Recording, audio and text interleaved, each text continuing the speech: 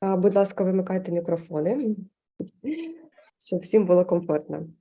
Дякую всім, що приєдналися. І я нагадую, що сьогоднішній проєкт проводить Education USA Ukraine. Це консультативний центр, який є мережею Державного департаменту США і складається з понад 400 центрів.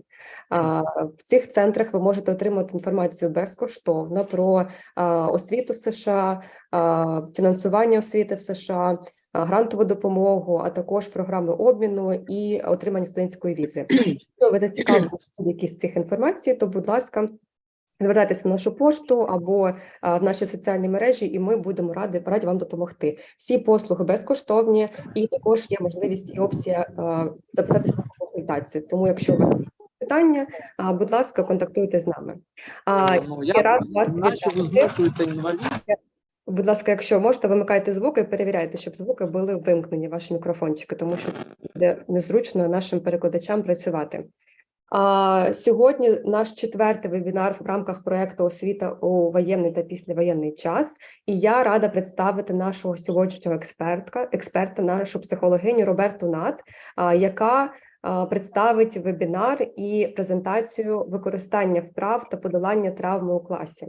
Сьогодні у вас буде можливість також дізнатися про різні активності, які можна використовувати як для індивідуальної роботи, також для групової роботи в класі. Якщо у вас будуть якісь питання під час презентації, будь ласка, пишіть їх в чаті, можливо, діліться своїм досвідом, коментуйте, ми будемо дуже раді також почитати ваш досвід в цьому, в використанні різних вправ разом з вашими учнями.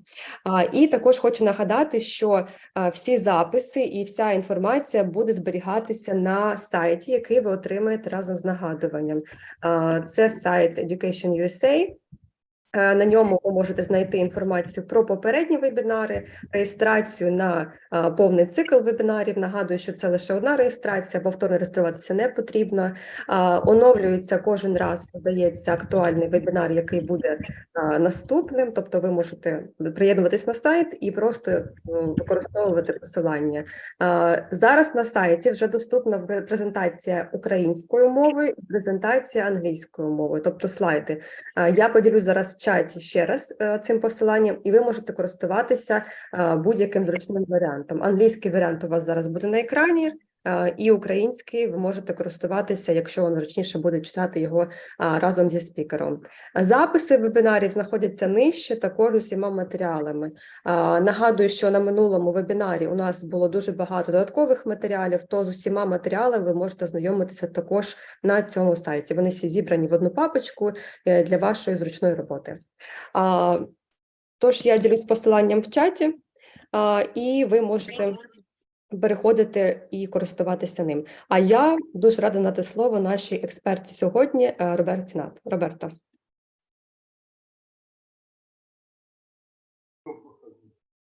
Thank you, Oksana.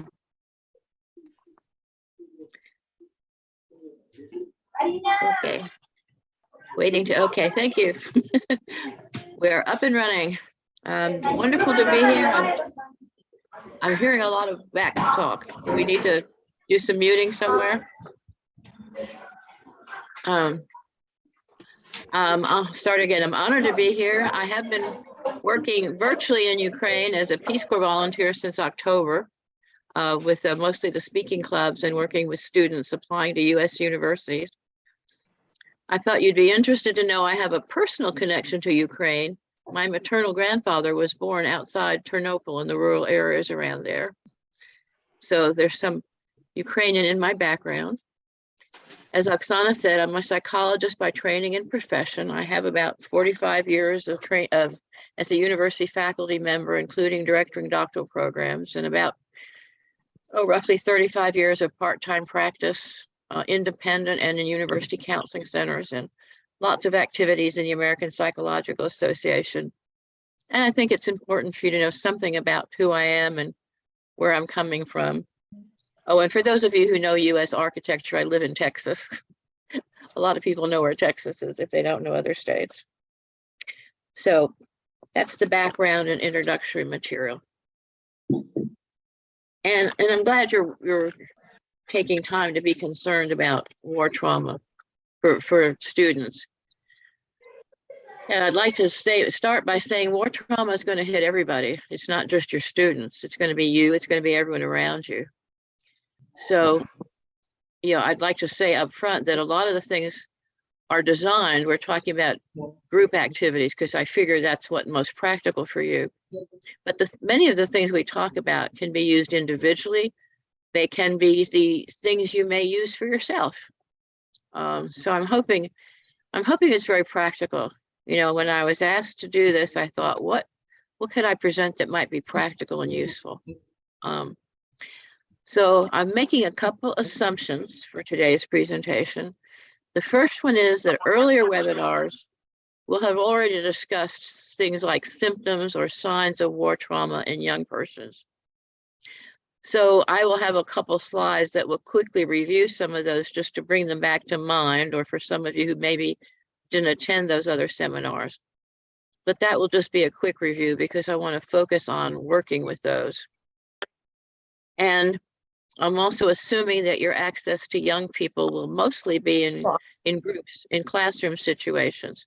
But as I said, these activities can be adopted for one-to-one activities. And my goal is, well, for all of us, is to increase resilience and coping, to help you find ways for your students to cope with the trauma that they're going to fear. And as I said, it may be useful for yourselves as well.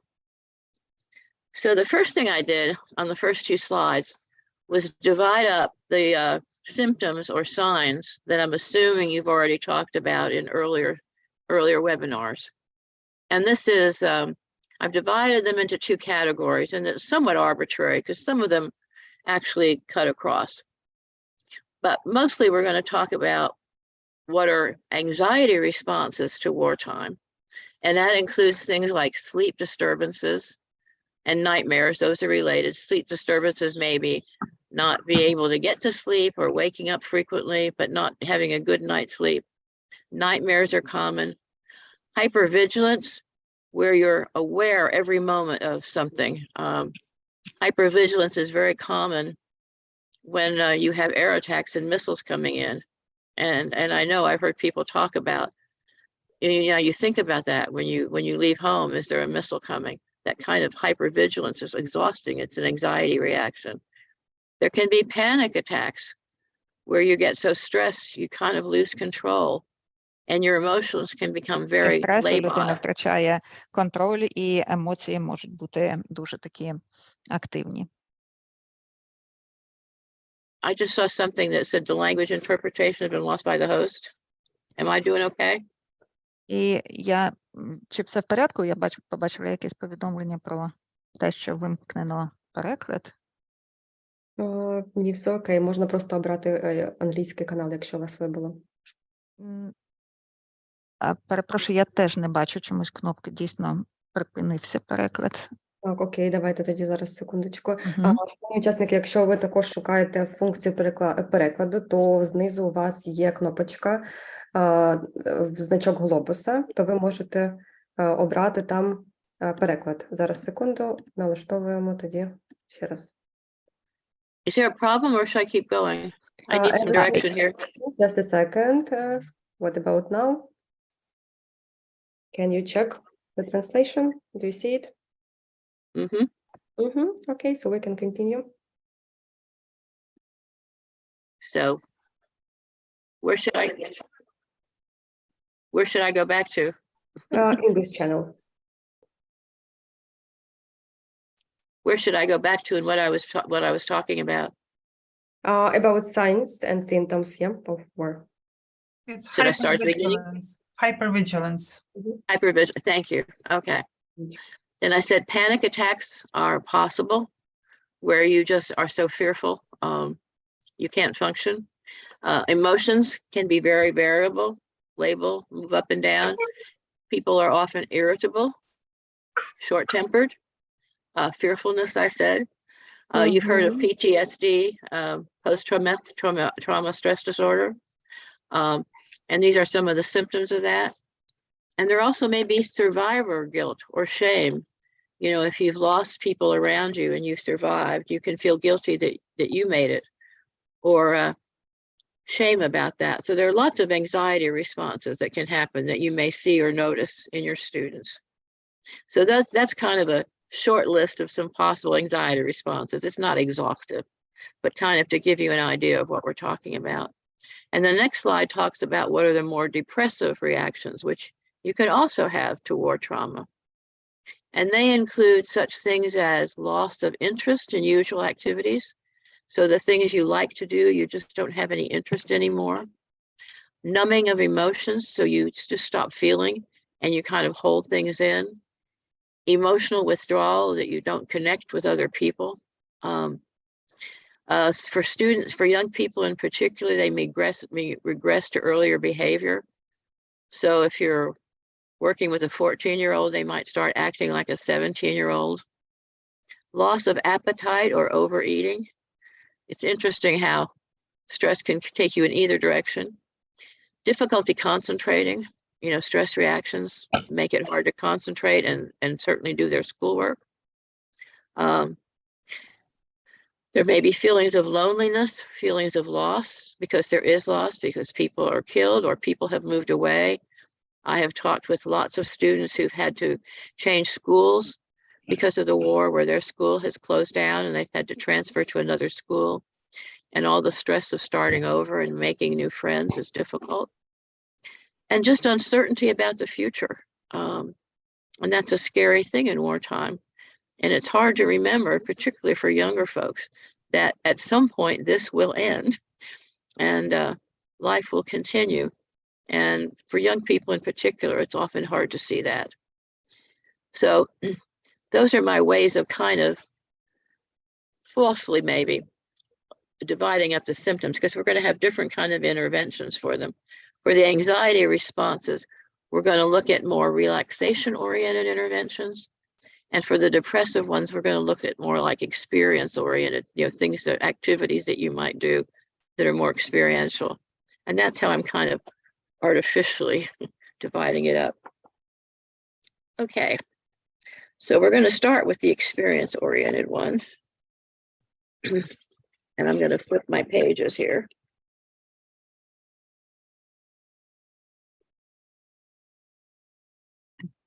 Okay, one suggestion I have, and I've done this with lots of cases, is any kind of storytelling or creative writing.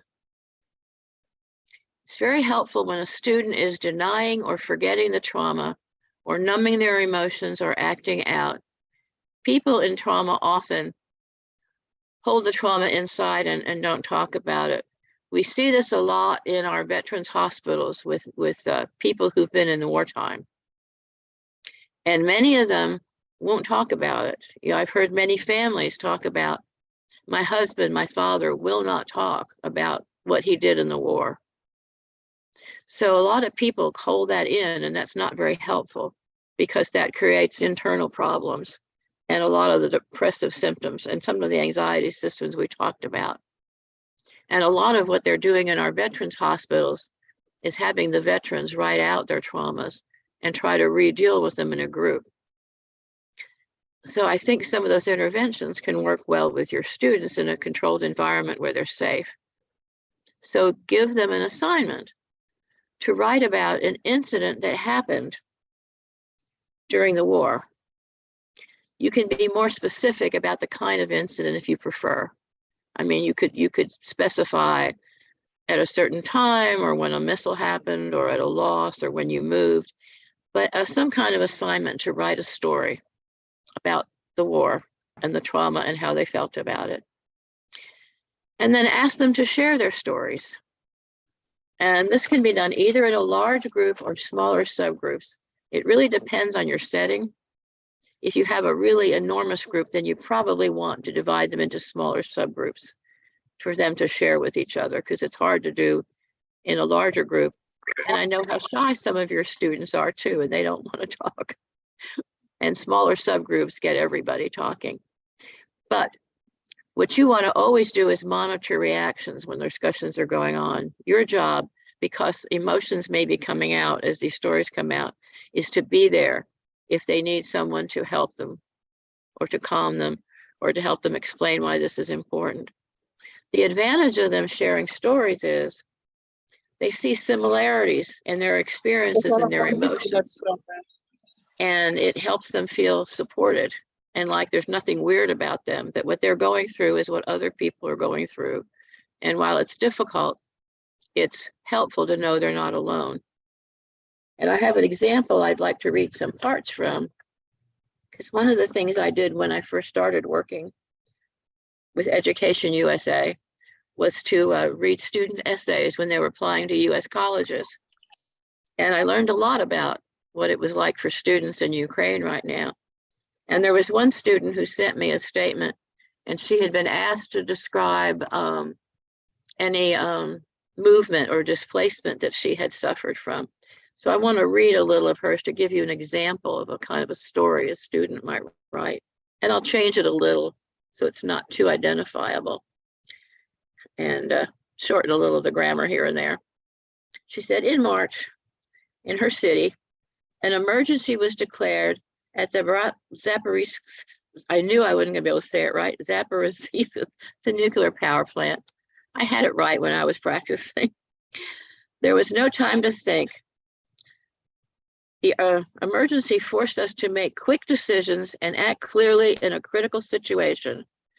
My sister prepared her newborn baby and said goodbye to her husband. My parents solved their business issues, and I helped collect the necessary things for the whole family. We were ready to evacuate. For 3 days, we drove in traffic jams without sleep or food, and what is worse, without a final destination. However, accepting the circumstances, I continued searching for accommodations without panic because I had the goal of my family's well-being.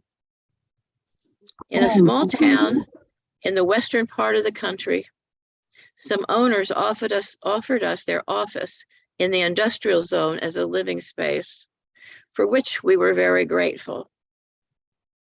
However, it was still icy conditions, and because the premises were not heated at winter and gas was very expensive, it was very uncomfortable. And a period of constant silence and quarrels began because my family was uncomfortable. I did my best to calm things, but I was exhausted. Finally, within 3 weeks, we moved to a rented apartment, which was a breath of fresh air.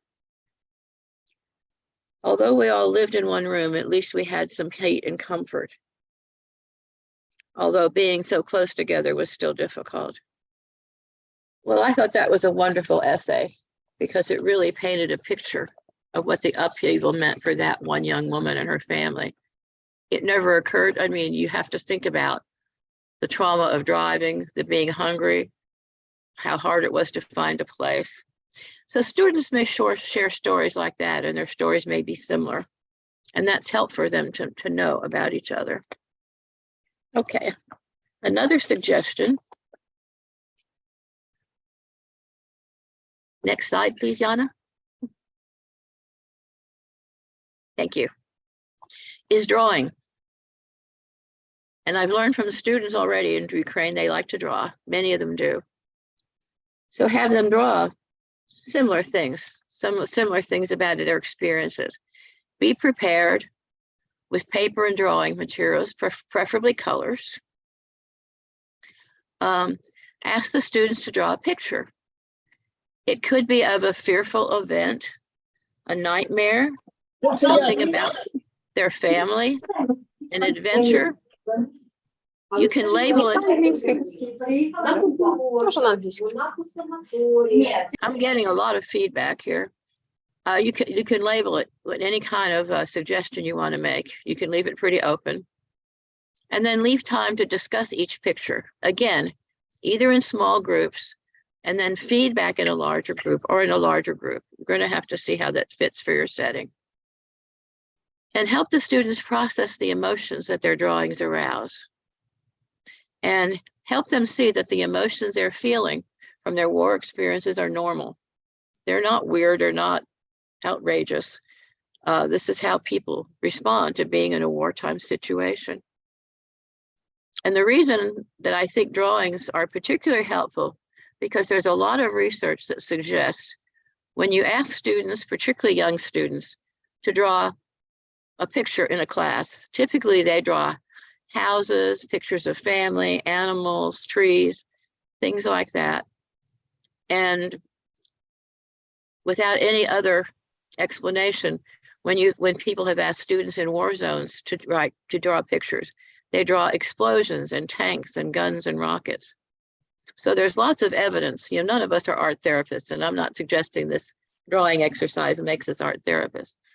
But the simple way of just asking them to draw a picture can tell a lot about what they're feeling. And there's lots of evidence that their stresses and feelings about the war will come out in these drawings. So that's another suggestion for helping them experience and process the feelings. If they're holding them in, as I said earlier, it's very important to process and talk about how you're feeling and with these kind of stresses. And this is another way of doing it. A third possibility on the next slide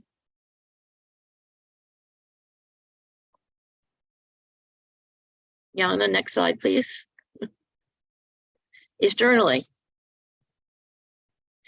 Ask students to keep a journal for some specified time period. A lot of psychologists use this in therapy because it's a way of our clients talking about and expressing their emotions and giving them more opportunities to do that than just when they're in our offices. And be very specific when you ask them to write in the journal. Ask them to include events, thoughts, and emotions. You don't want just a repetitious list of I did this and this happened and yada yada. You want them to be thoughtful about how they were feeling, how they were thinking about it. And then invite them in class to present excerpts from their journals in class so they can share them and they can see the common things they're feeling and they can support each other. Also have students turn in their journals at set intervals for you to read and make helpful comments. A lot of professors do this in their undergraduate classes, undergraduate psychology classes, when students are getting used to being in psychology. They have them keep journals about their feelings about what they're learning. And then they have the students turn the journals in at set time periods and they make some comments, in the spaces in between. And it's a nice learning experience in psychology, but it also works in a therapeutic kind of way to process feelings. Also, reading certain types of books can be helpful to help with stress. Books that they find interesting or calming, or that take them away from wartime experiences. This is not a time when I would suggest you read books of various world wars, but books that are calming and entertaining, and maybe things that, I said earlier, one of the depressive reactions is to lose interest in the things that they used to like to do. Having them pick those hobbies back up with reading or activities can be very helpful in dealing with the stress of war. So those are the basic 3 experiential things that I would recommend, although some of the relaxation things I'm going to suggest have experiential components, certainly. So the next slide is going to be one of my favorite things for dealing with stress. It's called progressive relaxation, or often progressive muscle relaxation. I have been in many workshops where the leader will want us to be relaxed for some exercise, and they'll say, well, sit down or lay down and relax. And that never has worked for me. I don't just instantly relax when someone tells me to. I do better with some system. And I think that's true for a lot of people. Maybe some of you relax more easily. But progressive muscle relaxation has been used in many situations in psychology. It's been used to reduce phobias, stress, and anxiety of all kinds. Because it has you relax by first stressing muscles and then relaxing them. So there's something that's very helpful about first stressing the muscle and then relaxing them that gives you some sense of how you're relaxing your body. So you begin by having students get comfortable. Depending on your situation, they could lie down on the floor, they could be sitting in a chair, whatever is comfortable for them, and have them close their eyes. It can be helpful to have them start by beginning to breathe slowly and paying attention to their breathing rhythm. You know, breathing helps people slow down already. And it's very important to give these kind of instructions in a calm, soft, and soothing voice. The voice I'm using to present to you today is not the voice I would use in an exercise like this. It would be much softer and smoother. Plus I have a little sinus, which is a little raspy. But you want your voice to be, you know, calm, soothing, soft, you know. So it creates part of the relaxation. And what you're going to do is go from your body, from your feet up to your head. And the reason for going that direction is mostly you carry most of your stress in the muscles more in your upper body. So you begin by drawing attention to their feet. And you're very specific. You have them wiggle their toes, arch their feet, feel the tension. You might have them twist their feet around on their ankles. You know, think about all those muscles in the feet that have them tense. And then tell them to relax it and feel the tension flow away. Very important to tense it and then feel the tension flow away and that body part feel relaxed. And then you move the student's attention further up the body. Next slide.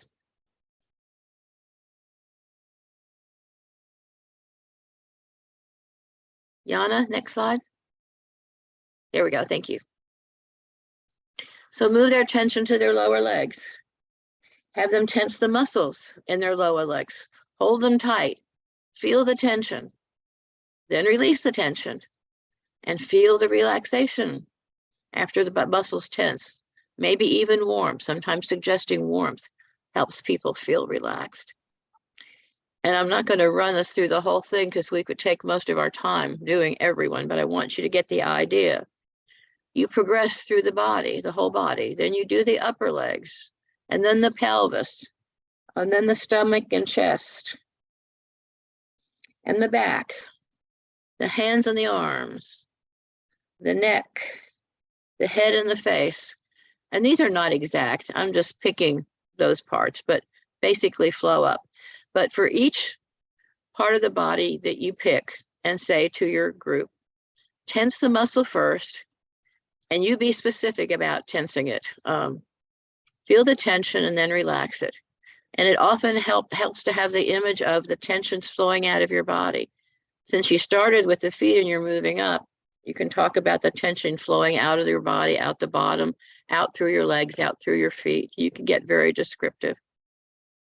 And sometimes it's useful to pay particular attention to the face because there are so many muscles in our faces. So that you stretch the mouth wide open, or you crinkle it real tight. You open your eyes wide and then close them tightly. You scrunch your nose up, wrinkle your forehead. All the things you might do. You might have your eyes move from side to side, up to down.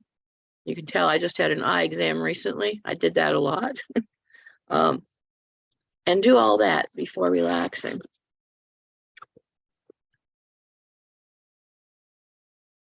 So then finally, on the last slide for progressive relaxation, next one, Yana.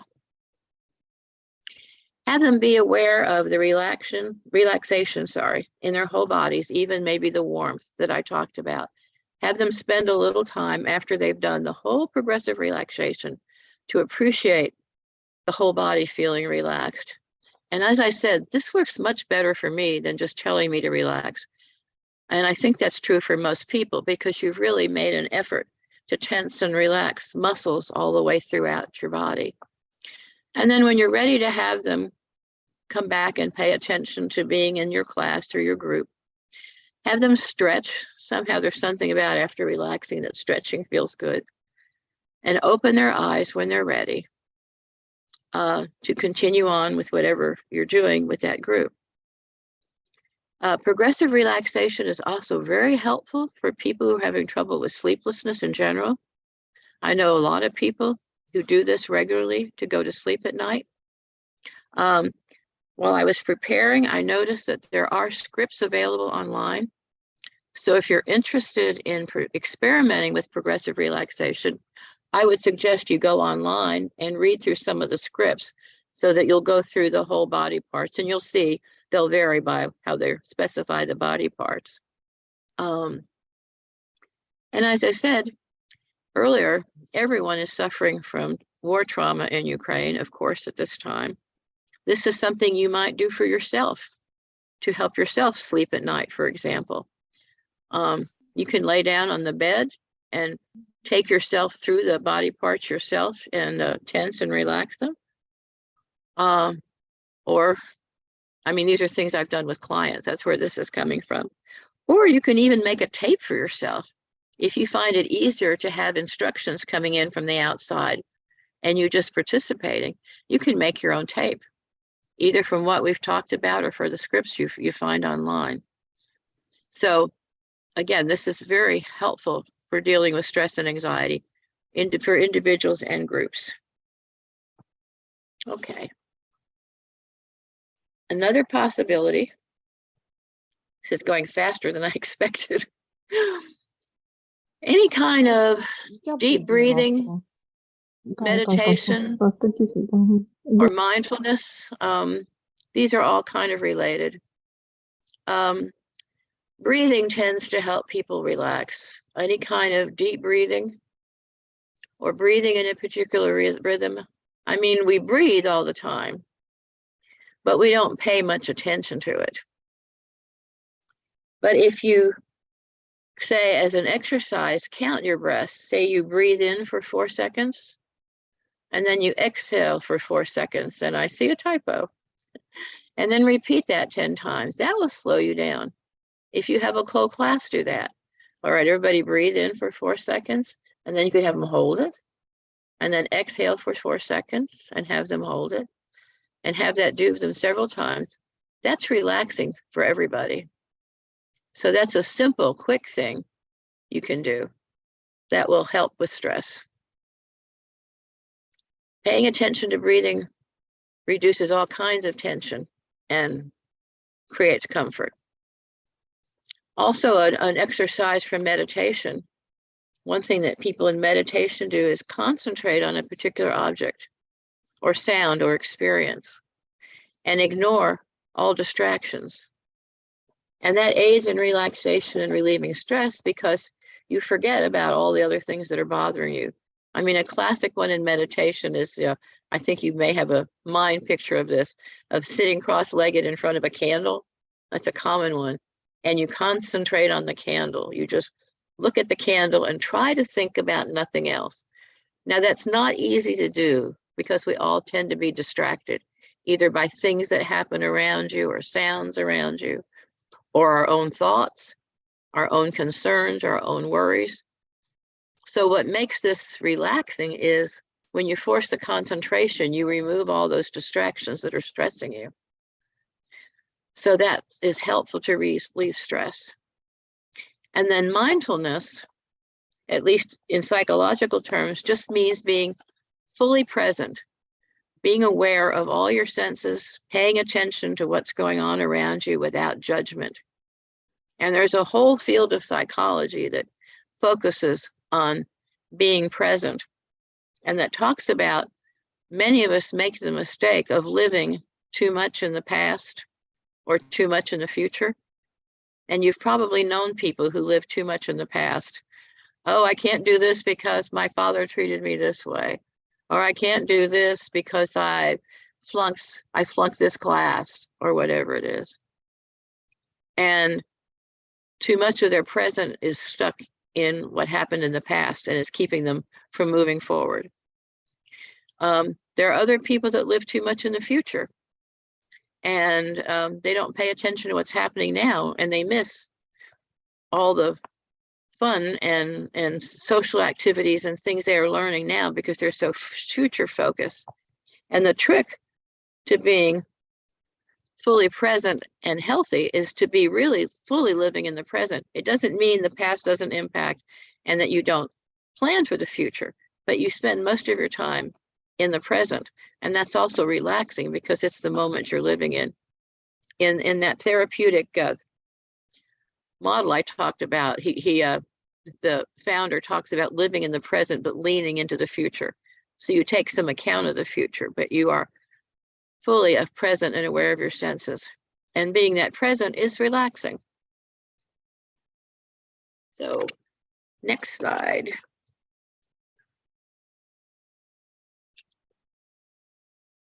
Next slide is another one that's a lot of fun and often used for stress situations and to reduce trauma.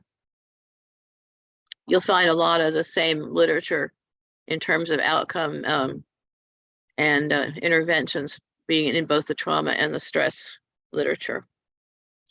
So guided imagery can be very helpful to reduce stress and anxiety. Once students are relaxed, and you can go back to your breathing exercises or whatever else, you could it could be your progressive muscle relaxation, you know, whatever it is for your students or your individual or yourself to be relaxed, then you describe a peaceful image for them to picture. Peaceful image is very important. And again, use that very calm and soothing voice because your voice is part of this intervention.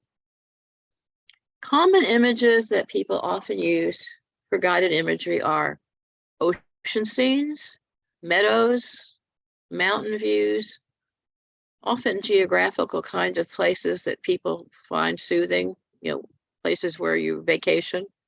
They could be inside things as well.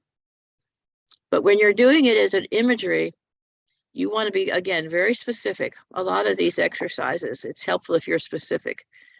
Some people are good at imagining things and some people are not. So you've got to help them by giving them lots of specifics. So be very descriptive. Help them to see the image and feel that they are actually in it. For example, if you were using the ocean scenes, you could have them imagine they are sitting comfortably in a beach chair. They are watching the waves roll in. They hear the sound of the waves as they roll in. They feel the warmth of the sun on their skin. They hear seagulls flying overhead. They may see boats go by.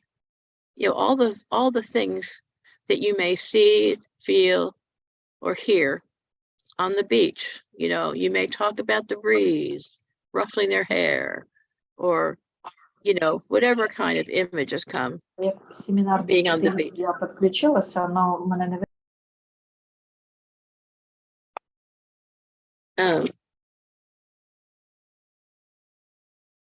I would suggest being cautious. I heard in a workshop once somebody ran into trouble with a guided imagery. They placed people in a meadow and they suggested at one point that they smell the flowers. And a couple participants started sneezing because they were allergic to roses. And they got so into the imagery, it was like they were really there and their allergy kicked in. So I would suggest being careful with that. That's kind of a little joke, but eventually what you might want to do is have students create their own images of safe place. And this is something that therapists often do when dealing with clients who've been in trauma. So I think this is very useful for your students. They, instead of having a guided image, they choose one and develop one of their own. And this makes it very personal. And it's a place they can go to whenever they feel scared. They can, in imagination, go to their safe place. This would be a wonderful thing to do if you're in a fallout shelter and missiles are falling, to calm yourself. So tell them they're going to be creating their own images of a safe place. Have them pay attention to all the details. You know, I hope you're getting the message that details are important. You know, the more you pay attention to details, the more real it becomes. So what does their safe place look like? Is it comfortable? What does the decor look like? Is there furniture? And if there's furniture, what does it look like? How is it built? What color is it? Is it made of wood? Is it metal? Be very specific. what type of light is there? Is there natural light? Is there artificial light? What color is the light? Are there scents in their safe place? Is there perhaps music? You know, is their safe place outdoors or indoors? Some people may choose places like our guided imagery, outdoors, places that they feel safe, or some place they went to as a child. Others may prefer to choose someplace indoors. Particularly in wartime, they may choose a lot of indoors. Would anyone else be present with them in their safe place? Would there be other persons? They may have friends there or family members, or they may choose to be there by themselves. Would they have pets there with them? I know lots of students in Ukraine are attached to their pets. We've had those discussions in an English-speaking class. And when they have created their place, have them talk about it, share it with you, share them with each other. And they may give each other ideas on how to design and furnish their safe places. This is a very personal place, but they can certainly share it with others to help them each develop it. Some of them are going to have an easier time of creating these images than others, so they may need some help. And remind them that they can visit this safe place in imagery whenever they are afraid or nervous or anxious or stressed. And once again, there are also, I noticed when I was preparing, there are some scripts for guided imagery available online. And if you want to use this intervention, you might want to go online to the internet and look some of those up for ideas. They are available. And again, it's a very powerful, I think you might get the idea that progressive relaxation and guided imagery are some of my favorites. But I also think it's because they're some of the most complicated. So I think they get at after the stress a little better than some other things. Okay, there are some things that can be helpful. Music can be very helpful in reducing stress and anxiety.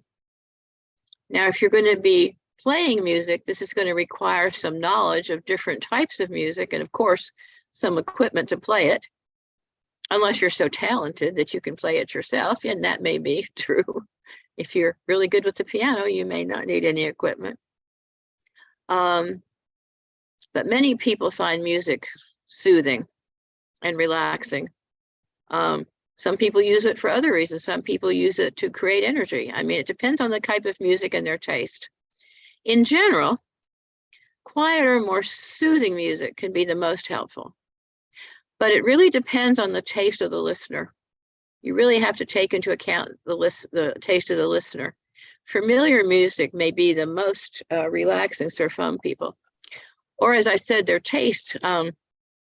If you were playing music for me that you wanted to quiet me down and get me involved, you'd probably do better with classic rock than some very soothing classical music. Though I love classical music, I don't live in it the same way I do some others. So you really need to know, particularly with teenagers, for example, what they like. So you do have to match this to the listener. But the music is very important. And it can be music that you listen to together. It can be music that's a homework assignment that they listen to at home. Or it can be music they perform themselves. It can be singing. Or if they play a music instrument. I know I've talked to numbers of students who play the piano or play the flute or guitar. You can have them have a session of playing music that they enjoy. So there's all kinds of ways to use music in ways that can reduce stress and anxiety. This one takes a little more setup than some of the others. You know, you have to sometimes consider where you're doing it and have to have the right equipment, but it can be very useful. Another possibility on the next slide is any kind of movement. Moving our body does help us relax. If you notice often when you are stressed, you get really tense, you pull your muscles in. We all tend to have some place in the body where we carry tension. Often in workshops, I'd ask people, Where in your body do you carry tension? And common places are shoulders, head, people who have headaches, stomach. Often people carry stress in their stomach and it gets tight and they get stomach aches. Some people carry tension in their backs. It varies. But body movement of any kind can help relax people and reduce their tension and stress. And any kind of exercise can be helpful. Walking, running, sports, organized sports or informal sports, yoga, weightlifting, anything you can think of. In the classroom, you can have students stand up and do stretches, or run in place, or do jumping jacks. I hope you know what jumping jacks are. That might be an American term, I'm not sure. Jumping jacks, you stand up and you jump and spread your feet apart as you raise your hands and clap them over your head. And then you put your hands down and your feet together and then you jump. I've also been known to use it when a class is sleepy to wake them up, but that's a little different. But it's a good exercise for stretching muscles.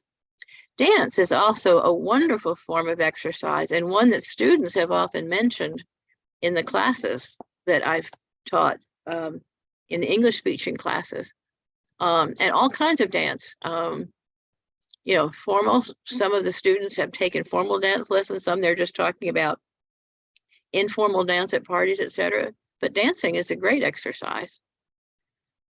So those are all possibilities. So we are coming to the end.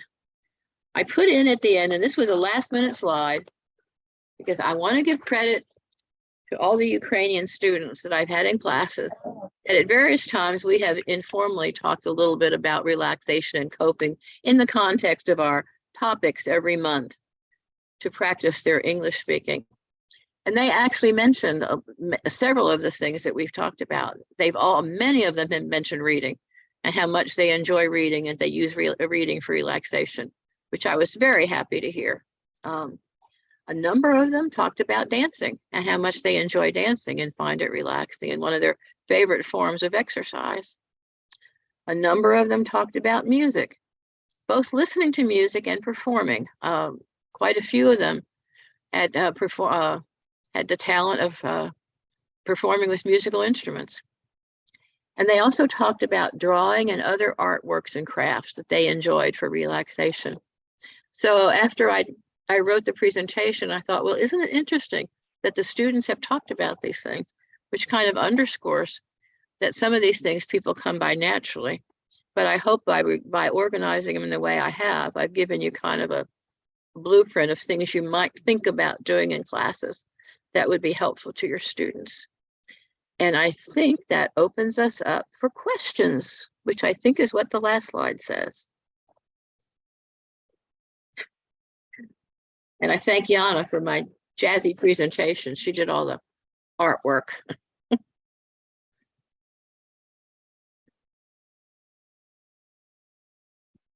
Дуже дякую, Роберта. Шановні учасники, у нас час для запитань. Будь ласка, я б хотіла від себе попросити вас поділитися в чаті, можливо, якщо ви користувалися якимось з цих стратегій, які були зазначені під час презентації Робертою, будь ласка, поділіться, що саме ви використовували. Нагадаю, що у нас були зазначені читання, танці, використання уяви, малювання і музика, так? Тобто я начебто все перерахувала. Якщо ви користувалися якимось з цих стратегій, то можете в чаті поділитися. І я бачу ручку від пані Оксани. Так?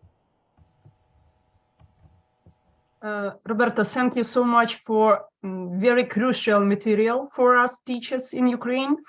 And what about my experience? I have used all these instruments, but of course, I'm interested in your experience.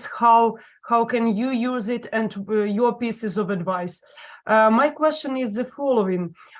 You mentioned about guided imaginary, yeah?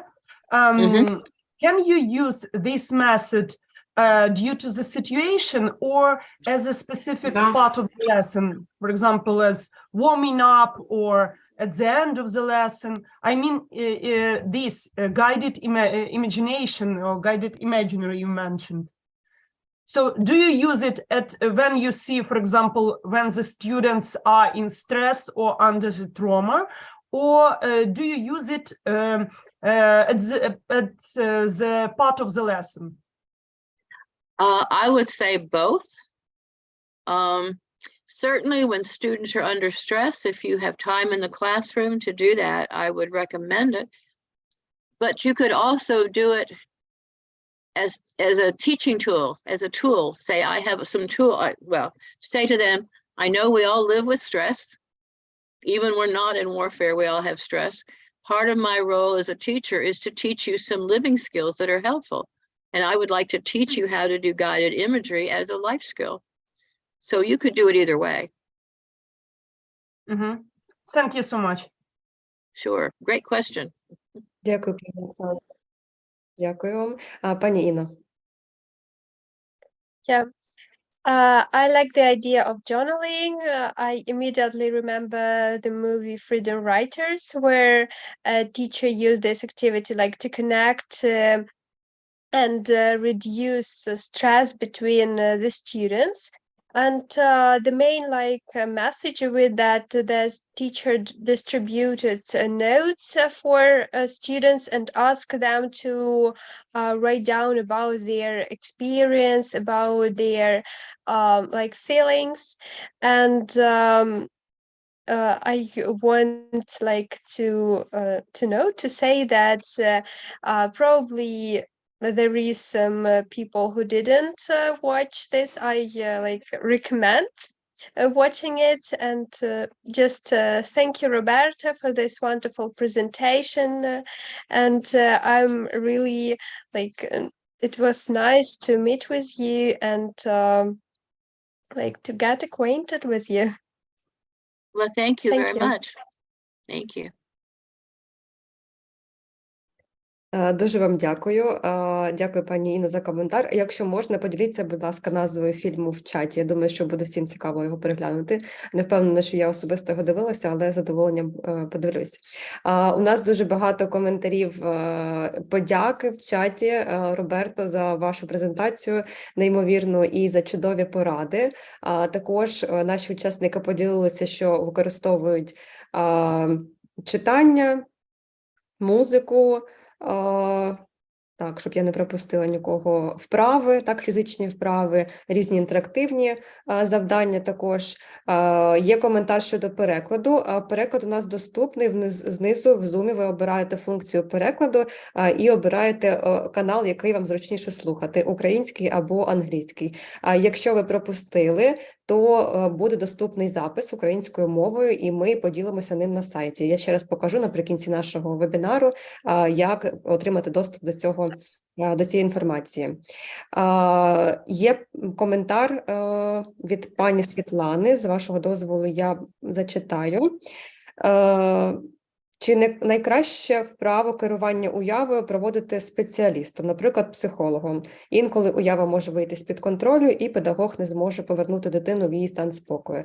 Дуже дякую, пані Світлано. Мені здається, що Роберта про це якраз наголосила, що треба бути дуже обережною з цією вправою, тому що іноді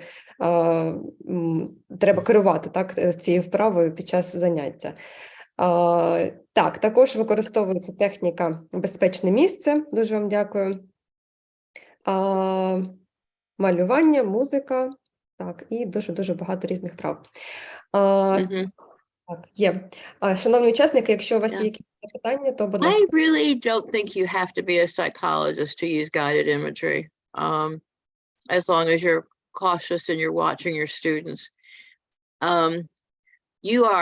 When you set up the guided imagery that I first described, you are choosing the imagery. You know, I said the ocean or the meadows or the mountain views or the safe place, whatever it is. It's very unlikely someone's going to have a difficult reaction to that because you're doing something that's so helpful and relaxing. And you can tell, I mean, if somebody acts out, you'll see it. And teachers are trained to monitor these things anyway. I mean, some of your training as a teacher is psychological. I had to go through teacher training when I was in Peace Corps, and part of what you get, you don't become a full-fledged psychologist, but if you're not psychologically sensitive, you're not going to be a good teacher. So I'm not concerned. I didn't pick things that I thought required a psychologist. I mean, I said the same thing about the drawing. We're not art therapists. Art therapists go much more deeply into the pictures and what they mean and what. We're not doing that. We're not interpreting. We're letting them do these activities and then talk about it and express their feelings. And as long as you're comfortable dealing with feelings, I think you can manage these things. I really think you've got the confidence and comfort for it. You know, guided imagery, people aren't going to go off the rail with that. And even when you're working with them to create a safe place, you know, when you tell them you want it to be safe, they're going to be looking to create variables that are safe. You'll be amazed at the kind of creative situations to the rooms I've heard students do, particularly if you're working with teenagers. They will get really have fun with this. So, yeah, I would really encourage you to be confident about these things. I think you can do it, or I wouldn't have put this together. Дякую, Роберта, за коментар. Шановні учасники, якщо є запитання, то можна підняти ручку або написати в чаті. Поки ви думаєте над запитаннями, Яна, чи можемо припинити демонстрацію? Дякую. Я просто ще раз поділюсь з вами технічною інформацією щодо доступу і пошуку попередніх записів, де ви можете їх знайти, і також інформація після сьогоднішнього вебінару також буде доступна на цьому сайті.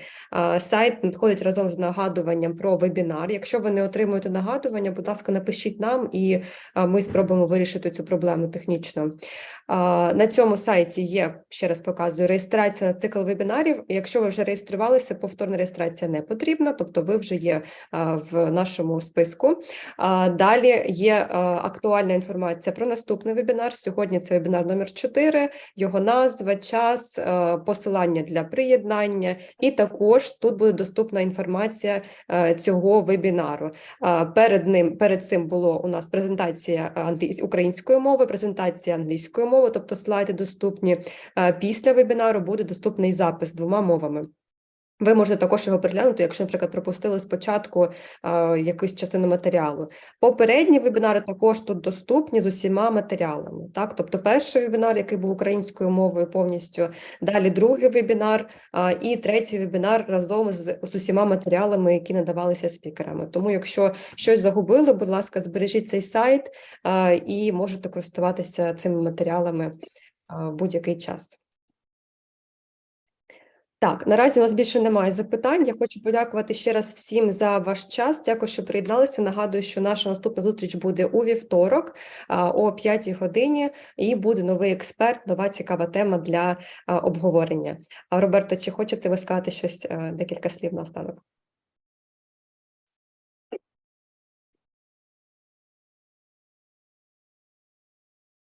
Yes, I would. I hope that this has been useful. If you want to pursue any more, you can find a lot more information on the internet. I would encourage you to do that if you want to use it. I hope that I've given you a tool that's not only helpful as teachers, but as personally, because I said at the beginning, I feel for everyone in Ukraine. And I still have relatives in Ukraine that I don't know, but I know they're there. This is a terrible time, and war is never easy. And anything you can do to help relieve the trauma for your students and for yourselves and for your families, I hope you can find a way to use some of these things just to help everybody get through this hard time, which I hope will end as soon as possible.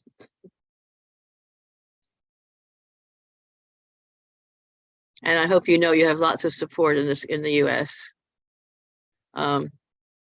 I belong to a women's prayer group on Thursday mornings. We pray for you all every week, and lots of people are in this country and donating and doing all kinds of things. I found good bread from good people. It's one of my favorite places to donate. All the bread they supply. And they sent out a thank you note to all of us donors a couple months ago. Well, they send us frequent ones, but a couple of months ago, they sent one out saying, you gave us enough money that we bought a generator and we don't have to wait for electricity to bake our bread. And there's also another one a lot of my friends are donating to, where they're donating quilts for the winter. I don't know how they get distributed, but somebody found someone who could ship them for cheap. And so there are lots of people trying to help. I hope you all can feel it. So I thank you for your attention, and I hope this was helpful. Thank you.